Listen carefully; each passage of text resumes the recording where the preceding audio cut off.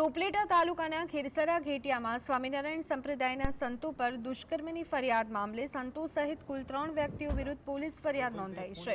છેલ્લા 3 વર્ષથી દુષ્કર્મ આચરવામાં આવતું હોવાની મહિલાએ આઈપીસી કલમ અંતર્ગત પોલીસ ફરિયાદ નોંધાવી છે. મહત્વનું છે કે ગુરુકુળમાં જ્ઞાનને બદલે લંપટ લીલાઓ ચાલતી હતી, ત્યારે આ મામલે ગુરુકુળમાં અભ્યાસ કરતી વિદ્યાર્થીનીઓને વાલીઓ લેવા પહોંચ્યા હતા.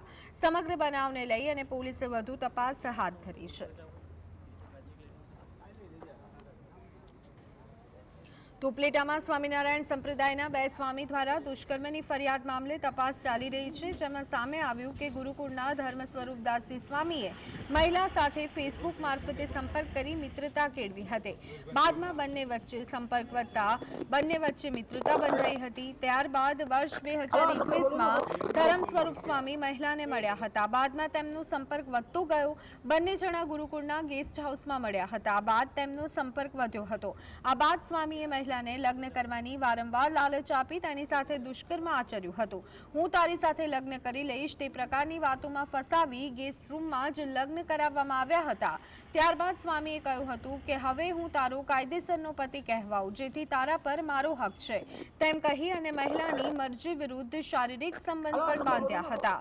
ત્યારે જીએસટીવીની ટીમ સ્વામી જ્યાં મહિલા સાથે દુષ્કર્મ આચરતા હતા ત્યાં પહોંચી હતી. મીડિયાની ટીમ પહોંચતા રૂમના દરવાજા બંધ કરી દીધા હતા. રૂમની અંદર અવાજ આવે છે, પરંતુ દરવાજો ખોલવા તૈયાર નથી. એ હકીકત જ એ છે.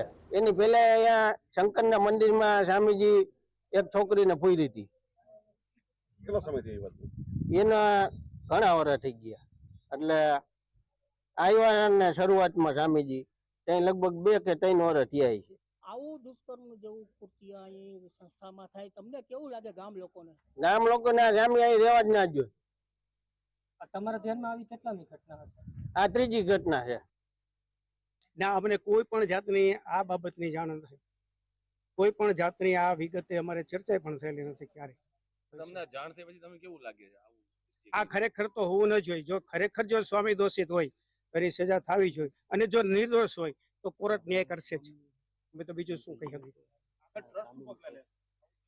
જો એમ નહીં, ટ્રસ્ટ તો બીજું હું હજી અમારી મિટિંગ નથી થઈ. અમારે જે મિટિંગ બોલાવવાની છે, અમે વ્યવસ્થાપક કમિટીમાં ઘણા વ્યક્તિ હોય ને, એ બધા ભેગા થાય અને નિર્ણય જે કરે એ શિરોમાન્ય